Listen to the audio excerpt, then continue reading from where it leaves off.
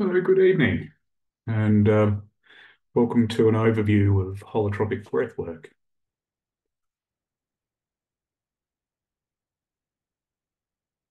My name's Nigel Denning. Um, I was introduced to holotropic breathwork in around 1986, so I've been involved for coming up now to 40 years. Um, my my original mentor that introduced me to this work was a guy called Alf Foote. And he and his wife, Muriel, had brought this work into the mental health sector in Melbourne, um, starting back in the 70s. So they were a well-known couple in the work and brought a whole generation of psych nurses and psychiatrists and psychologists into contact with this model of practice. And when I first got a taste of holotropic breathwork, it was actually quite life-changing for me. Just a very, very powerful model of practice. So I've been interested in it ever since.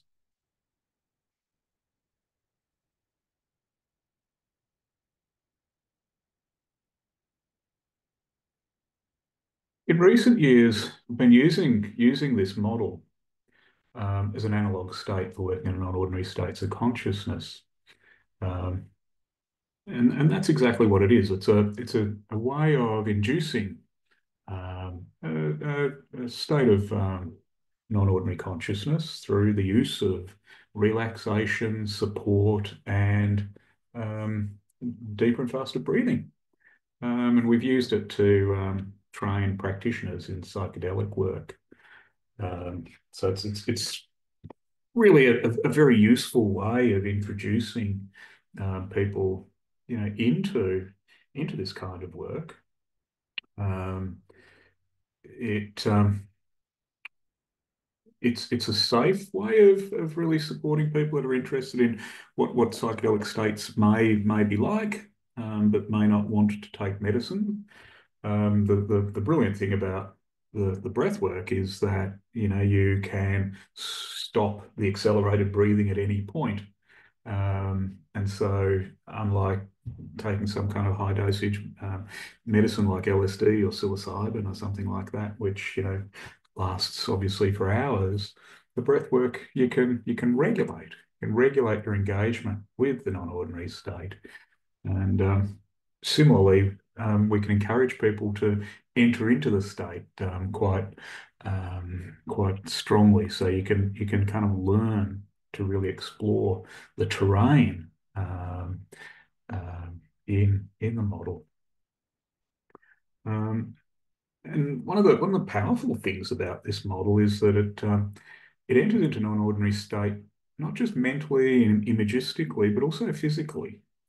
So one of the things that we work with is how the body responds to hyperventilation. And holotropic breathwork, it's a relatively simple process. What we do is we invite people, and we generally do this in a group, and we generally do it in a residential group because it's good to kind of have a series of sessions over the course of a weekend, some time to kind of chill, some time to relax, some time to just slow down, but also to integrate, to prepare for the session and then to integrate the session, which is, really the critical features of working with the holotropic.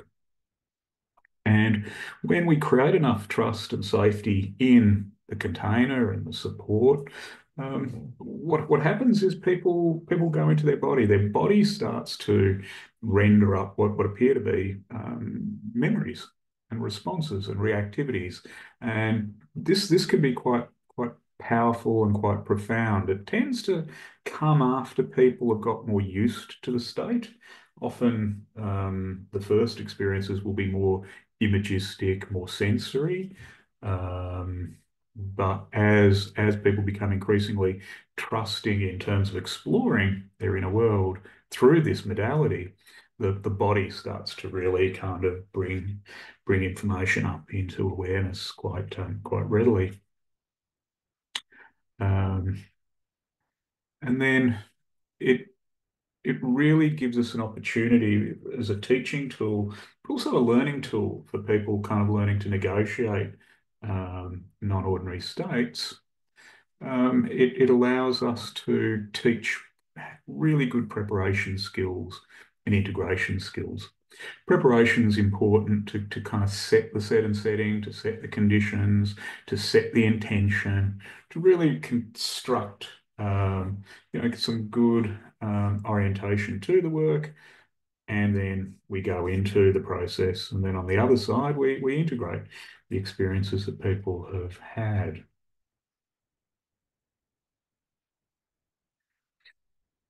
What is it? The word itself is a neologism, meaning, and Stan Groff, who founded this model, basically invented it out of hollow and trap iron. So wholeness and moving towards.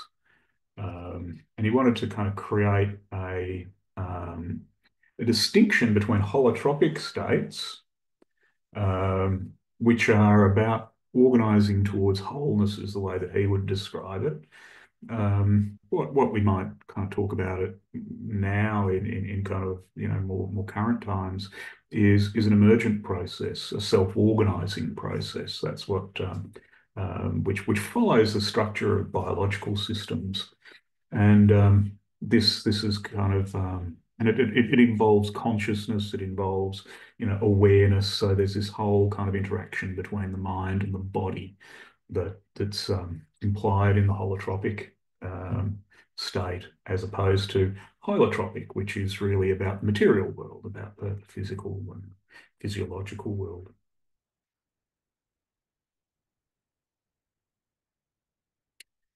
So the structure of a holotropic breath work, as I said, is ideally residential. And we set up a set and setting. So we set up expectations, we set up curiosity, we set up safety. We do some vetting. Obviously, there are medical conditions that are contraindications for holotropic breath work, heart disease, pregnancy, certain disorders of the eyes. Um, Serious medical conditions, serious psychiatric conditions. We certainly don't recommend people that have a history of mania or psychosis to enter this kind of work, unless we've got really clear understanding with their treating physicians that there's no harm that can come from it, which would mean that they'd need to be in fairly long-term remission. So we set up a container, we set up a residential uh, container that's preferably in a good setting, and it's a setting in nature, setting out of the city, somewhere where people can come, they can chill, they can relax, they can just spend some time, and then we move into preparation, which means starting to explain what people may expect without wanting to prime it too much or create too much of an expectation. We just really work through what a session may look like, what people may expect, and how to organise themselves for it. So in a group setting, we work in pairs. We invite people to pair up, and typically over a weekend we do four breathwork sessions. We'll invite a pairing to work throughout the whole weekend, um, just so we create continuity in the relationship and support. And we spend um, that time in preparing people, talking to them about how to go through the breathing process, which is just to relax, to lie down on a mattress um, with blankets, anything that makes them feel comfortable. Eye shades are often useful, and just to make sure that we understand whether there are any kind of aches and pains, back injuries, joint problems. What we don't want to have happening is during a session for someone to start having pain and for us to kind of treat it as if it's psychogenic, where when it's actually a physiological condition. So we really need all of that very, very clear in the preparation process.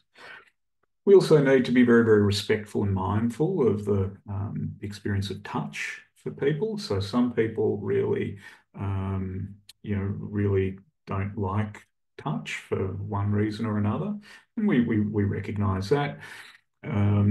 There is some need to create some prompting during these breathwork sessions. So the deeper and faster breathing takes 30 to 40 minutes initially for it to start to become automatic. And so sometimes a little bit of prompting is required, maybe a touch on the shoulder or something of that ilk. And after the period of breathing, that that lasts anywhere between 2 and 6 hours.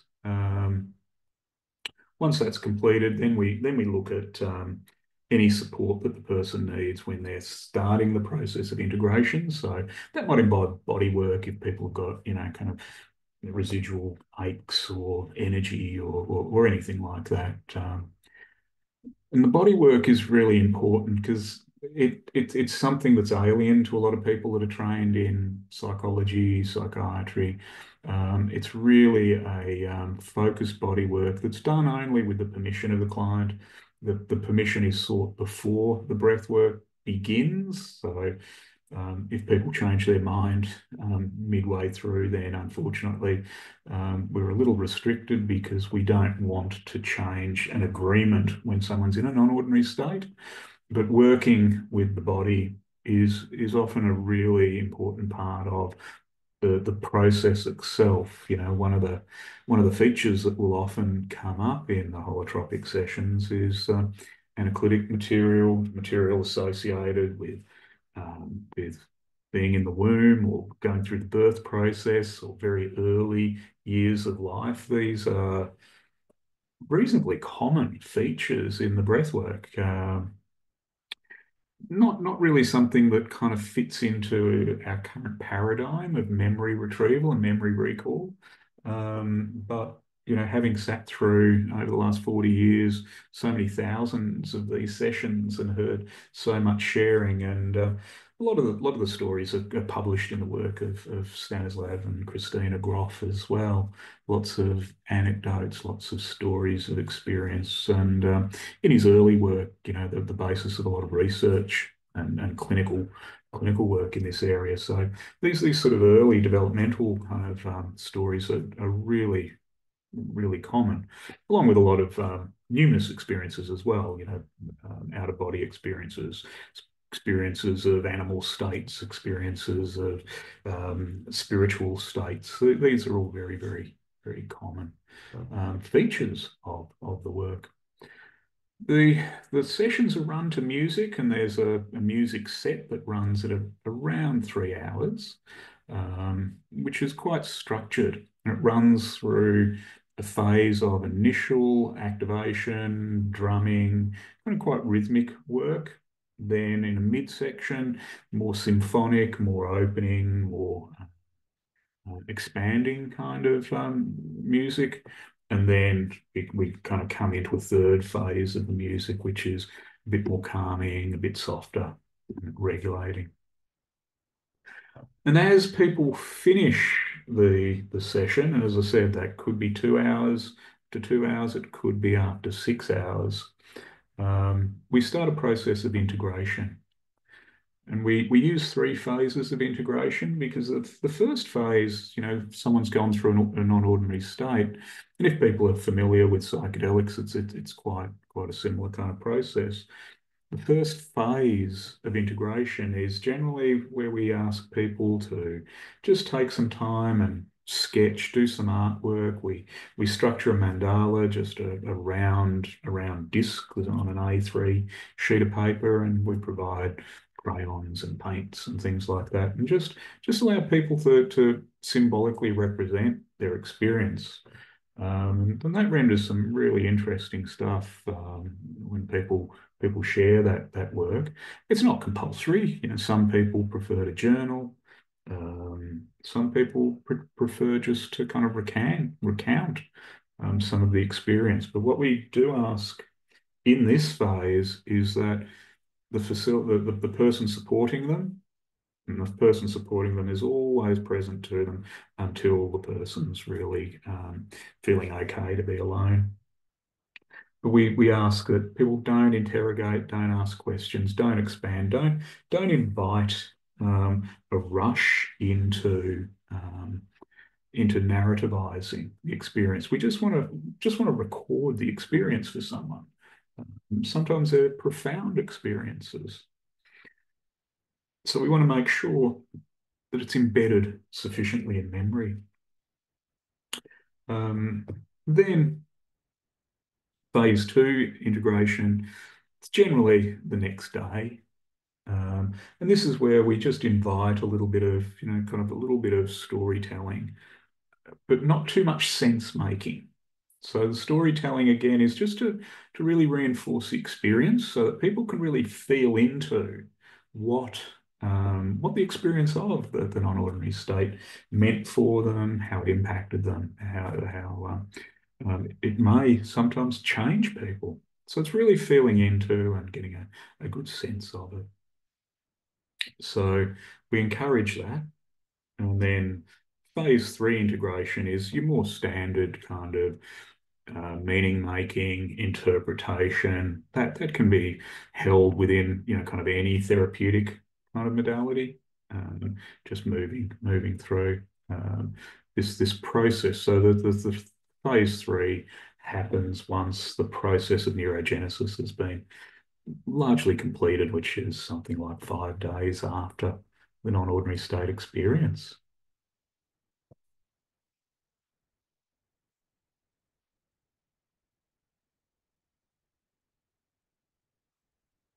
So questions for the audience.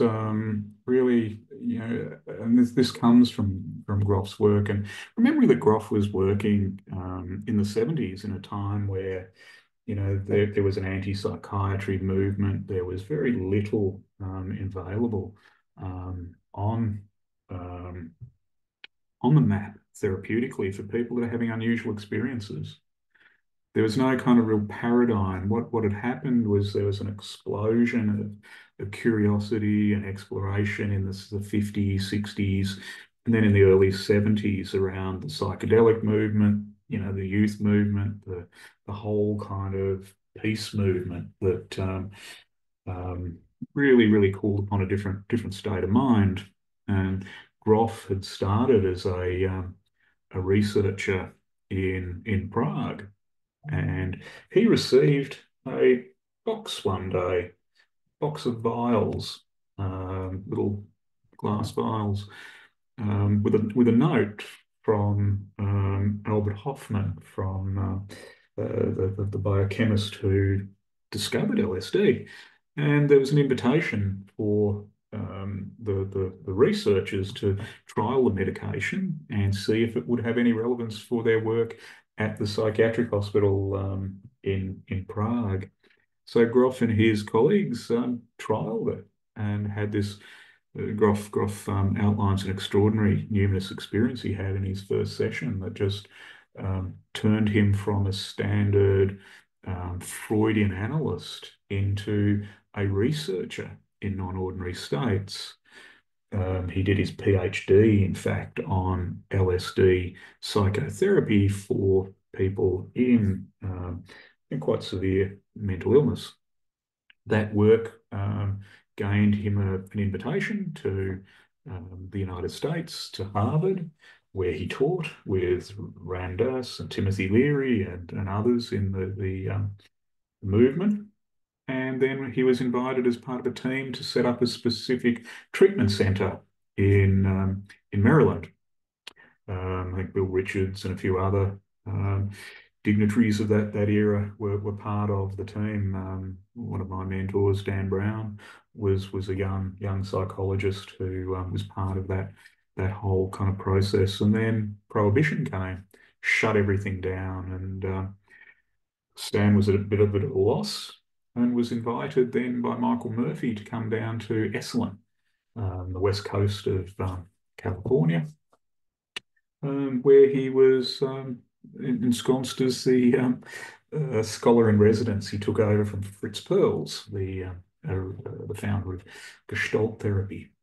And so there was a hotbed of kind of curiosity and interest and a sort of a melting pot of Eastern traditions, Western traditions, shamanic traditions. And so these kind of experiences, which really hadn't been part of psychological theory, psychological practice previously. These experiences, like the intense experiences of spiritual practice.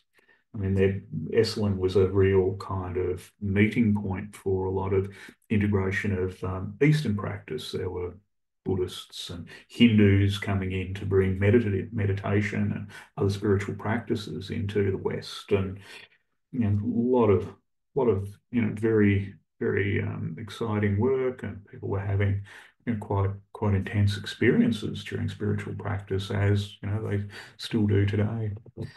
Then other people would be familiar with experiences induced by psychedelic substances, which is in a process and period of renaissance now. Experiences during shamanic and other native rituals. And what I'm thinking there are shamanic rituals that don't involve medicine. Medicine is one pathway, but there are numerous other pathways involving things like sensory deprivation, isolation, sweat lodge, all of these other experiences that are increasingly becoming part of the fabric of our lives. Um, People have had deep experiential psychotherapy and had experiences there of transformation and recognition. Near-death experiences. There was very little knowledge about that until people like Charles Tart started to really kind of systematize research and understanding to find that there was something that was happening to people that had a death-like experience and then came back with really kind of interesting information that didn't fit into the paradigm of psychology of the day. Other experiences during religious activities, intense spontaneous experiences in everyday situations. These are what Christina and Stan Groff would describe as spiritual emergencies. They're not um, they're not common spiritual emergencies, but more common than we'd believe. It's something over the 40 years I've been in this area. I have had quite a few referrals across time where people have really, gone hard at different practices, different processes, taken substances, and they have some really significant shift, but the shift isn't necessarily a positive one. It could be something that changes perception, that creates fear in them because it's so unusual. Then they become fearful, they become elevated, they start to lose sleep, and then they start to complain to friends and relatives, and before long, they find themselves in psychiatric care. Now, when that's happening in a spiritual emergency and someone's shut down, things can then get ossified for the remainder of someone's life. So, really understanding and having a perspective on this material has been really part of the holotropic offering to community. This sort of normalization of these experiences and to treat them as areas of valid inquiry. The best book on this kind of stuff in recent years is the one by Ed Kelly called what's it called? Sorry, it'll come to me, but um, it's a compendium of the research in these non-ordinary states, and there's really good, solid, systematic work, but we're still, kind of working towards having an explanatory paradigm that holds a lot of this material. But all of this stuff emerges during holotropic states. So during the process, we can have vast expansions of the cartography of the human psyche.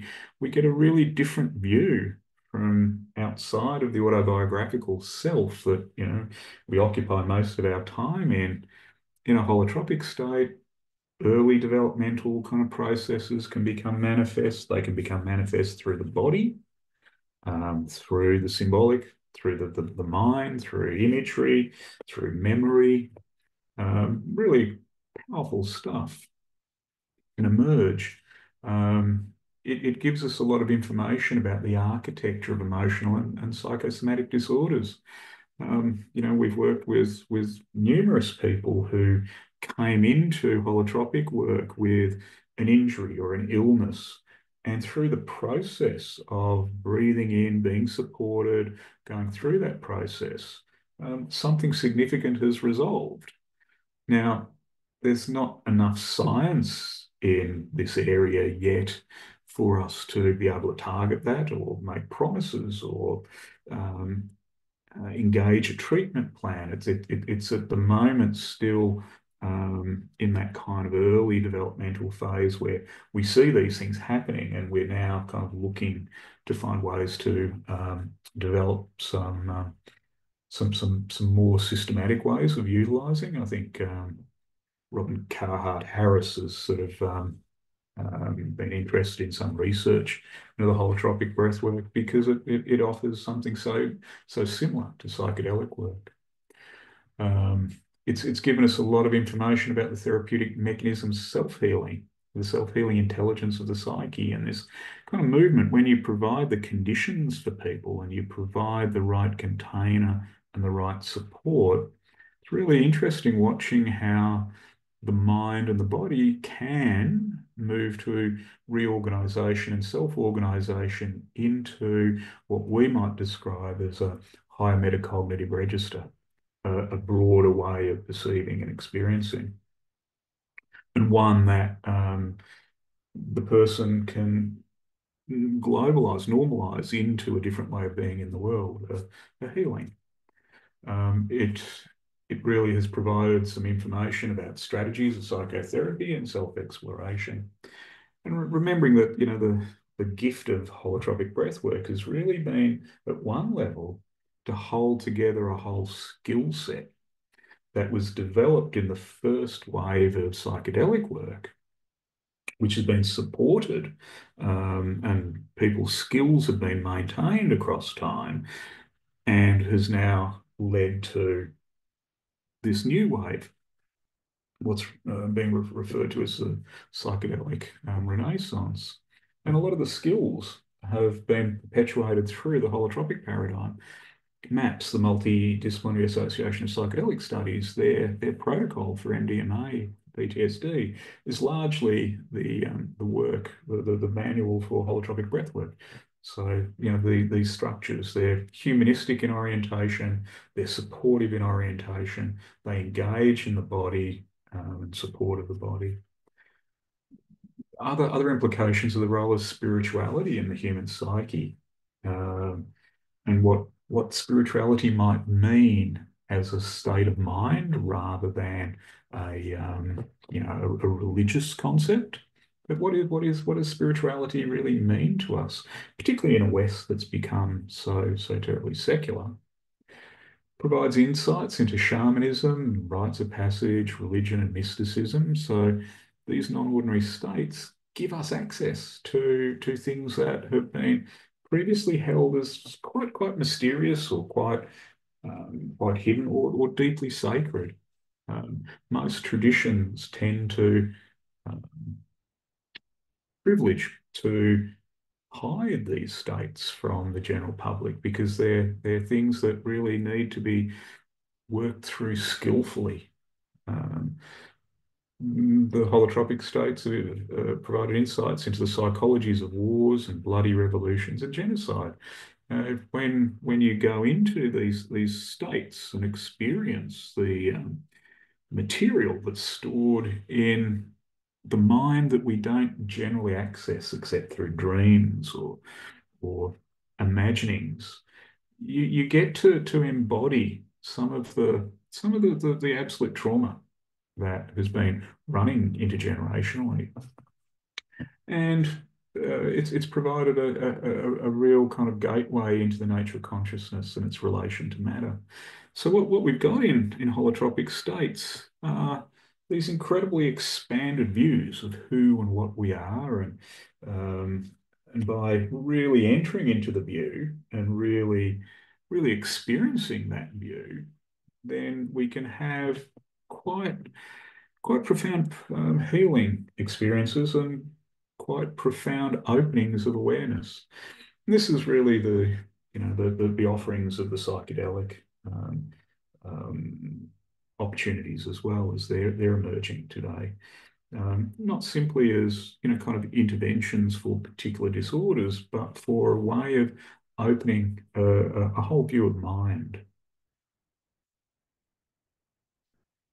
This is a photo of this is Stan Groff here, Albert Hoffman to his left, or as we're looking at the photo to the right, is Hans-Rudi Giger, who won an Oscar for designing the alien monster in the early 1980s.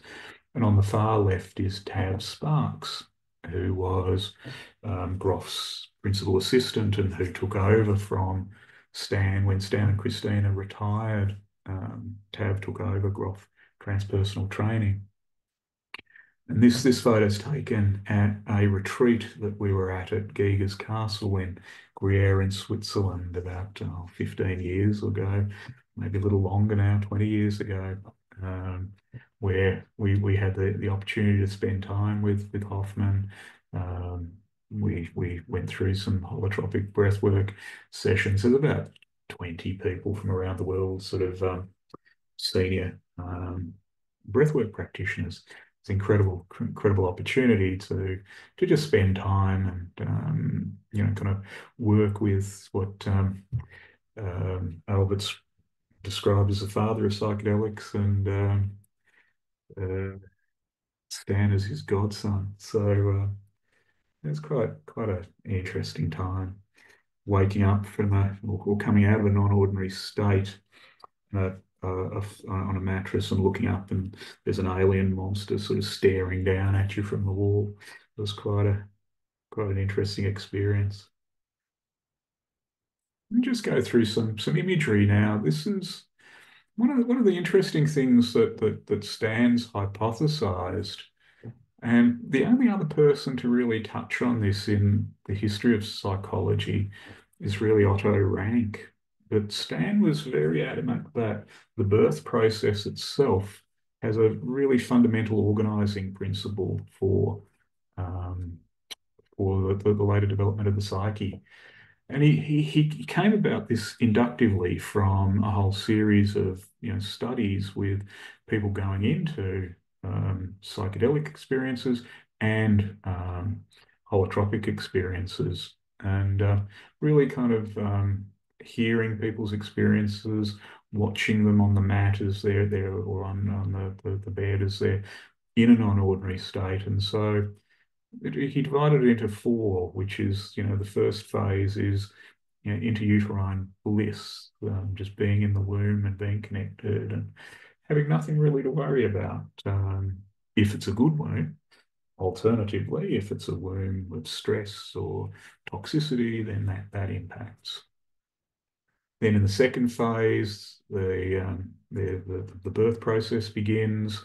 There's pressure placed upon the baby, and the baby is then in the third phase forced out through the cervix and into the fourth phase into the world. And it's just interesting in the breath work how often these states seem to appear in people's experience. They occur in psychedelic work as well, but a lot less frequently than the holotropic, possibly because of the focus on the physical quality of the breathing. But again, there's much research to be done in this area for anyone out there that's really keen to do a PhD on or some postdoctoral research in this area. But really interesting stuff. And so part of the integration process for people coming through a holotropic experience or a psychedelic experience is this integration through representative art. And here's a series of black and white images of someone's process. So you can see, quite a complexity here of images of, the top left is a body being dragged out of a crevice, ribs exposed.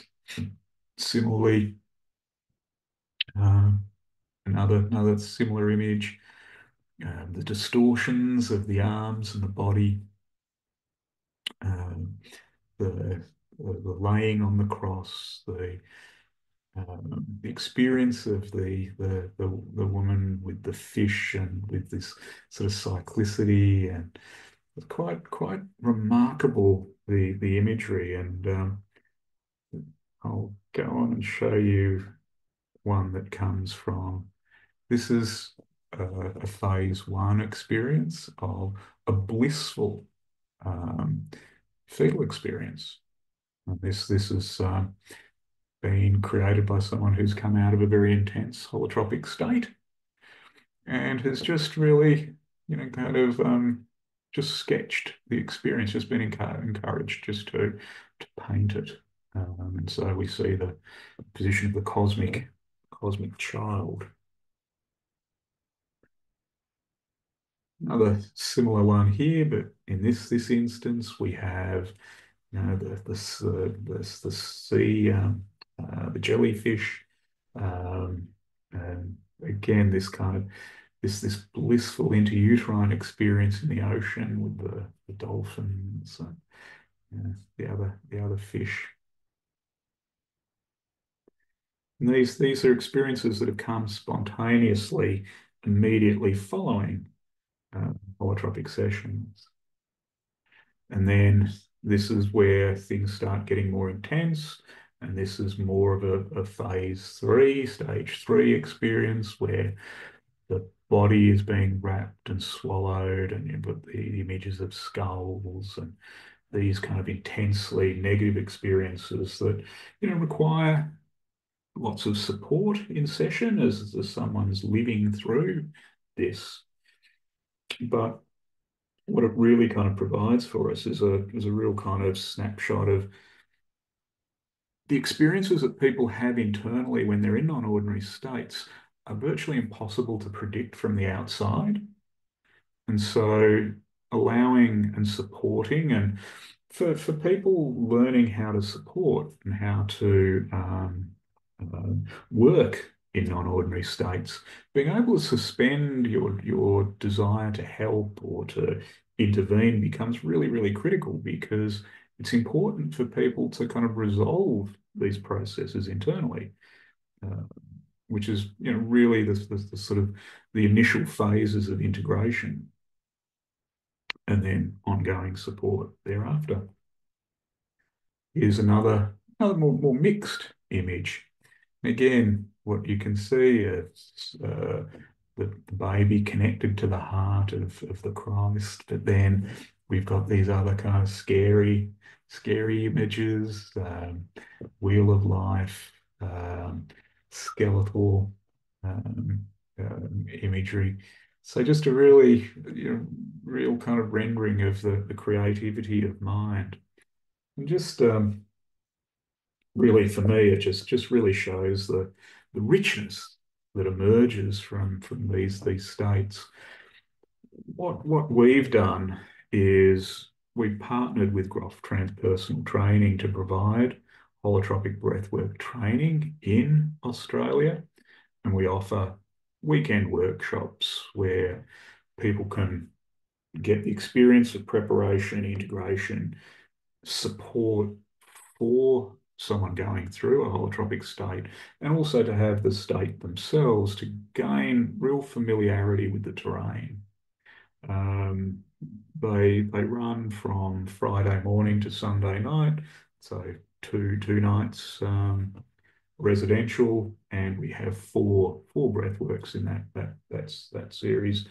That's really we in order to meet the criteria for Groff transpersonal training, um, we require someone to do 7 workshops, and then we've got additional material that we go through at a didactic level to provide the structure and skills. It's a model that we've applied previously through our work with psychedelic assisted therapy, providing training in that. We've used holotropic breath work as the um, an analogy for psychedelics. Obviously, it's difficult to dose people, and as I say, this is many ways a safer process that renders very similar kind of results. So we've used this as a training in the psychedelic work as an analog state, and we offer it now as a training. And it's an internationally recognised training in holotropic breathwork through GTT. So for people interested, we'll send out this information. There's a QR code there if people are interested in our next residential workshop. The workshops we can offer various options. We can provide support for people, say for students or people who want to make part payment, or please just reach out to us and have a conversation. If you're interested, don't let money be a barrier. If you're really keen, we'll work with you to see if we can make something happen. And as I say, we can use these experiences towards certification with Groff transpersonal training as a holotropic breathwork facilitator. So our next weekend is in May, so a month away, and hopefully we'll see some of you there. Hope that this presentation has been helpful for you. And I will bid you a good night. We'll send out some of these slides and recording for people that are interested. And as I said, please reach out to us at Integrative Psychology if you have any questions, or you're interested in our training, or having the experiential work. So thank you very much.